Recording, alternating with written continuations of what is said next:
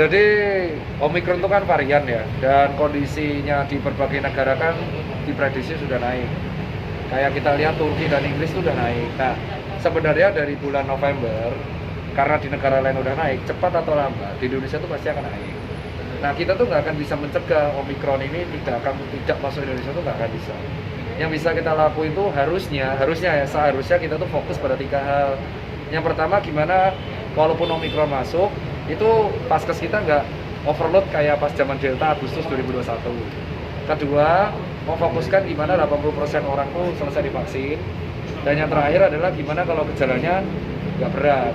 Itu aja. Jadi kejadian-kejadian kayak Ashanti kemarin tuh, Kak Ashanti, dia curhat ke saya tuh setelah kena hujatan di Twitter.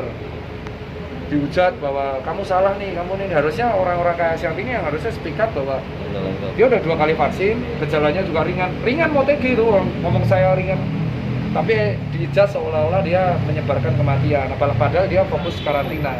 Jadi harusnya yang difokuskan di sini orang-orang kena Omikron ini difokuskan dan ditutup supaya dia gejalanya nggak sampai berat. Itu gimana gitu. Oke dokter, benar nggak sih apa yang Bapak Ashanti, maksudnya ini kan lagi tinggi tapi beliau malah keluar negeri, berbagai keluar negeri gitu tuh nggak kan nggak ada yang larang. Orang tuh keluar negeri nggak keluar negeri karena ada yang larang. Jadi gini, jangan diputar balikan. Netizen itu tidak paham akar permasalahannya. Sekarang saya tanya ke teman-teman yang di sini ya, apakah ada peraturan yang melarang bepergian luar negeri dan berwisata dari bulan November?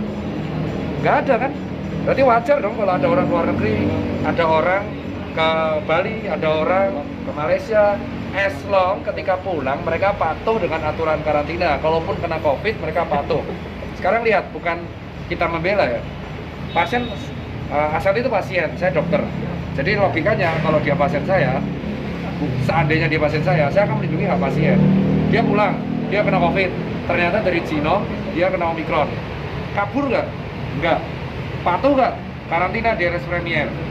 Berapa hari? 11 hari. Gejalanya diupdate. Update. Ikut edukasi? Iya. Vaksin 2 kali? Iya. Tracingnya? Iya. Salahnya di mana? Nah, sekarang yang saya tanya, berapa banyak orang yang liburan sesama di kota di Indonesia kena radang tapi nggak mau di PCR? Itu yang harusnya digoreng. Jadi apa yang dilakukan Ashanti nggak salah.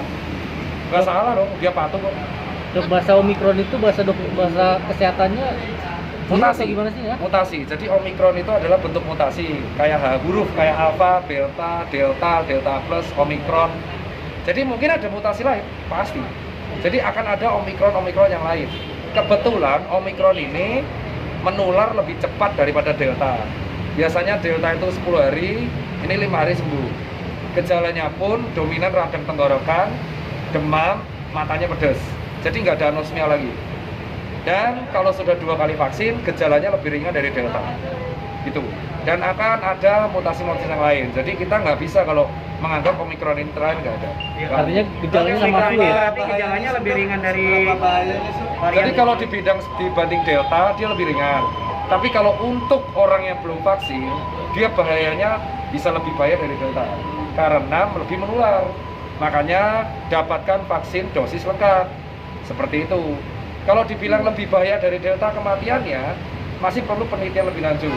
Karena sejauh ini di Indonesia, kenaikan kasus COVID, tapi angka meninggalnya, amit-amit ya, tetap ada yang meninggal, itu masih di bawah 10 per hari. Ya semoga aja tetap bisa mendekati 0. Jadi kalau dibilang bahaya enggak, masih perlu penelitian lebih lanjut. Tapi kalau dibilang lebih menular dari delta, iya. Tapi kalau sudah 2 kali vaksin, dia gejalanya lebih ringan dari delta. Bisa dicek, Ashanti itu autoimun, pernah delta, di bulan Juli 2021 gejalanya dia cuma radang sama bidem, radangnya 2 hari, bidemnya 5 hari. Nah kalau ini 11 hari yang dia rasakan apa aja sih dari awal hari pertama hingga terakhir? Hari pertama kalau Ashanti itu sharing ke saya di jam 11 malam, itu 30 menit dia ngerasain bidem sama mata pedas. Hari kedua nyeri tenggorokan, hari ketiga membaik, hari keempat membaik, hari kelima nggak ada bidem. Dia tambahan karantina 11 itu karena COVID-nya masih positif negatif, jadi naik turun, kadang positif, kadang negatif. Terus akhirnya 10 Maret pulang.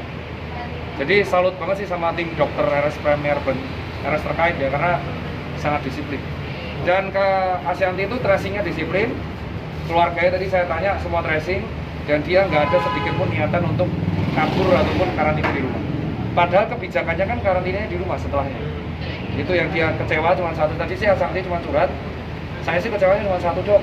Ini pernyataan Ashanti ya, yaitu ketika saya dikarantina di rumah sakit, instansi terkait malah menyatakan karantina boleh di rumah, padahal saya gejala ringan juga. Itu sih seolah-olah dia menyebarkan kematian, dan bahkan banyak netizen yang mengucapkan duka cita dan menyerang. Ini bisa diangkat ya, Ashanti itu kecewanya yang diserang tuh bisnisnya, dimaki-maki di WA, penyebar kematian, antek-antek penyebar kematian, dasar kamu orang kaya nggak tahu diri. Padahal dia nggak berasa ngapa-ngapain, yang liburan pun banyak dan dia patuh. Nah itulah harusnya kita lebih mengontrol jari-jari ya. Yang terjadi di Ashanti itu lebih mirip tertekan sih, tapi dia patuh sama peraturan dan udah sembuh alhamdulillah.